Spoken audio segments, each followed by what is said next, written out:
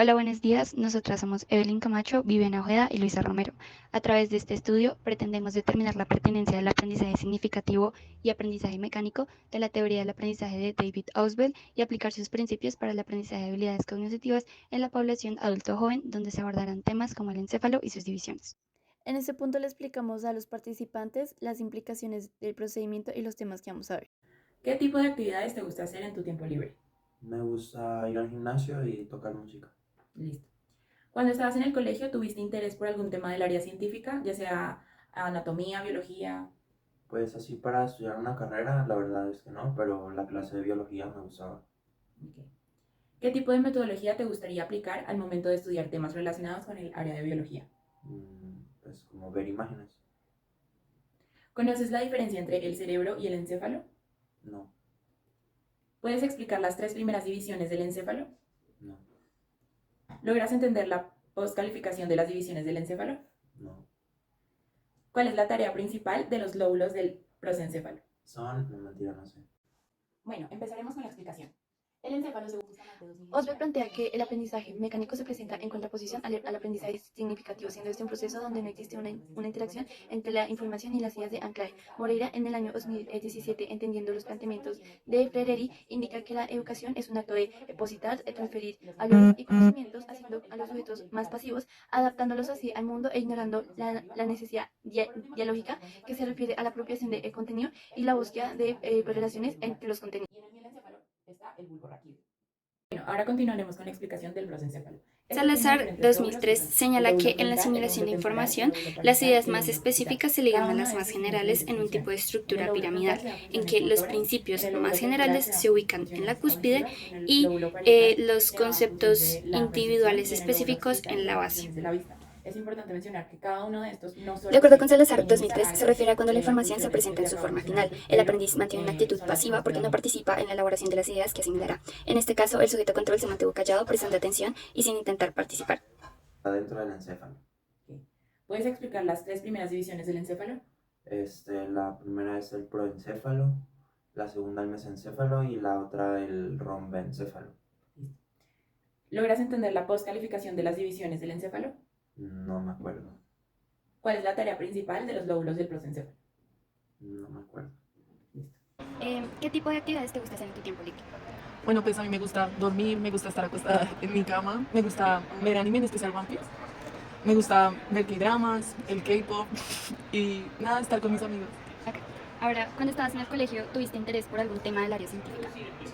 No mucho, solo un poco en la astronomía. Okay. ¿Y qué tipo de metodología te gustaría aplicar al momento de estudiar temas relacionados al área de biología? De pronto como la asociación de imágenes con conceptos y ya como repetición. Okay. Entonces, ahora voy a preguntarte para evaluar tus conocimientos. Primero, ¿conoces la diferencia entre el cerebro y el encéfalo? Pues creo que el cerebro es toda la estructura, ¿no? O sea, no sé a qué te refieres con encéfalo, la verdad. Ok, ahora, ¿podrías explicar las tres primeras divisiones del encéfalo? Pues no me acuerdo mucho, pero creo que hay algunas como el metencéfalo, el presencéfalo y el mienceléfalo, miencéfalo. Ok, ahora, ¿conoces como alguna subdivisión de esas estructuras del encéfalo? Pues supongo que ahí entran de pronto cosas como el tálamo, como el terencéfalo, de pronto, no sé. Ok, y por último, ¿conoces la tarea principal de los lóbulos del prosencéfalo? Pues sé que tenemos 4 lóbulos, hay unos que se encargan como de procesar, no sé, estímulos auditivos y creo que visuales, pero no me acuerdo muy bien ni la ubicación ni los nombres. Pues de hoy te vamos a estar enseñando sobre el encéfalo. Según Cubo y colaboradores, en el año 2018, el aprendizaje significativo es más que una asociación. Es un proceso a largo plazo donde se presenta una alteración en los esquemas de conocimiento del sujeto. Eso se da debido al deseo de querer integrar en nueva información a la ya preexistente, donde la relación que guarden estos dos es importante, donde debe ser tanto sustancial como simbólica. Asimismo, la actitud que guarde el sujeto y el material en donde reciba esa nueva información son factores importantes dentro de este proceso. Que será parte de el entonces, lo que pasa a medida que van avanzando las semanas de El concepto inclusor son conocimientos previos almacenados en la memoria a largo plazo, que van a permitir el enlace con nuevos contenidos. En el sujeto experimental vemos cómo expresa ideas vagas sobre el encéfalo, sus divisiones y prolóbulos, donde proporciona una base sólida para la enseñanza. Está el prosencéfalo, el mesencéfalo y el romboencéfalo. Listo. Entonces, esas son las tres primeras. Esas que puedes sacar serían para que puedas entender un poco. Como podemos presenciar, en esta esquina podemos continuar viendo el fragmento en donde enseñamos los conceptos básicos sobre este tema del participante, y aquí al lado podemos ver cómo asociamos este tema a un concepto de interés para el participante, como en este caso es algunos personajes de una serie que a ella le gusta. Esto sea para que el aprendizaje y los conceptos se consoliden de una mejor manera. Soporte a la parte de la que se llama la cabeza. La maleta, junto con estas cositas que son las hebillas que usan para ponerse la maleta, sería el. Como lo explica Encinas et al. 2016, puede ser una imagen, concepto o idea que el sujeto utilice para anclar o relacionar lo nuevo con lo que ya se sabe, actuando como un puente. En el sujeto experimental se utilizó material implicando asociaciones con imágenes de su anime favorito, un rompecabezas y aclaración de dudas. En el sujeto control no se utilizaron ayudas pedagógicas. Aquí se puede apreciar el significado lógico, es decir, cómo las características del material potenciaron en el sujeto experimental la creación de relación de conceptos. ¿Ves acá? Muy bien, porque es como la más grande, como la más externa. Y una pregunta, porque esto es de color blanco, que es lo otro de otro color. Con, esta estructura como tal está compuesta por. Continuando con Salazar 2003, en este caso el contenido principal debe ser descubierto por el aprendiz, quien tiene una actitud activa porque la información es objeto de manipulación intelectual y a veces física, y de formulación explícita por su parte. El sujeto experimental realizó preguntas y contestaba cuando se le hizo participar en la explicación. Podríamos asociarlo con el